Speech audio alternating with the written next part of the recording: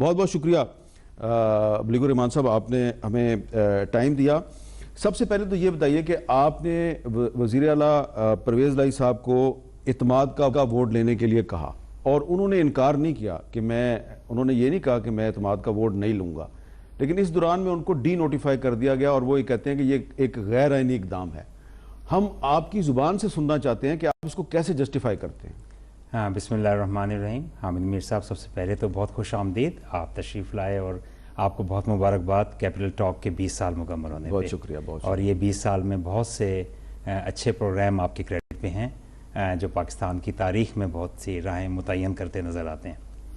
آپ نے جو آئینی اور غیر آئینی کی بات کی، میں سمجھتا ہوں کہ میں اور میری پارٹی، ہماری تو اسٹرگل ہی آئین کی بالادستی کے لیے ہے، اور ہم کبھی سوچ بھی نہیں سکتے کہ کسی غیر آئینی کام کا ہمارے ذریعے ہو یا ہم اس میں کسی بھی طرح سے کوئی ایڈنگ یا بیٹنگ کرتے ہوئے نظر آئیں۔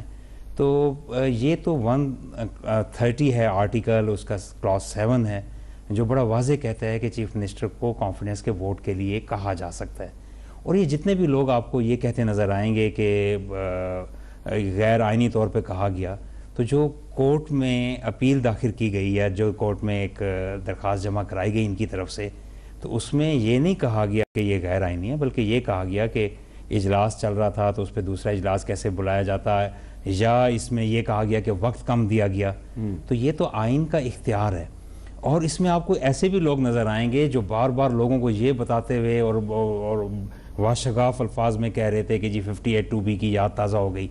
تو بھئی 58(2)B میں تو آپ پوری اسمبلی کو گھر چلتا کرتے ہیں، یہ کلاس تو اسمبلی کو بچانے کے لیے ہے۔ اسمبلی کو گھر چلتا تو عمران خان صاحب کر رہے تھے، اور وہ کہہ رہے تھے کہ آپ بوریا بستر گول کریں اور چلیں۔ تو آپ نے جو اختیار استعمال کیا وہ آئین کے آرٹیکل 109 کے تحت 130 سب کلاس 7 جو ووٹ آف کانفیڈنس کی بات کرتا ہے۔ اچھا، اب دوسری طرف جو پنجاب اسمبلی کے جو رولز ہیں اس میں ایک آرٹیکل ہے 209A، اور وہ یہ کہتا ہے کہ اگر اسپیکر کوئی رولنگ دے دے تو آپ اس کو کہیں پہ کوئی چیلنج نہیں کر سکتے۔ تو بھائی اس میں ہم میرے صاحب بڑا بنیادی سوال ہے، کیا اسپیکر آئین کے متصادم کوئی چیز کہہ سکتا ہے؟ کیا اسپیکر جو ہے وہ یوزرپ کر سکتا ہے، آپ کا اختیار سلب کر سکتا ہے کہ جو آئین آپ کو دیتا ہے؟ بالکل نہیں کر سکتا۔ گورنر بھی جو کانسٹیٹیوشنل ہیڈ ہے پروونس کا، اس کو بھی آئین گورن کرتا ہے، اسپیکر کو بھی آئین گورن کرتا ہے، اور ماورائے آئین کوئی بھی چیز کبھی بھی نہیں کہی جا سکتی۔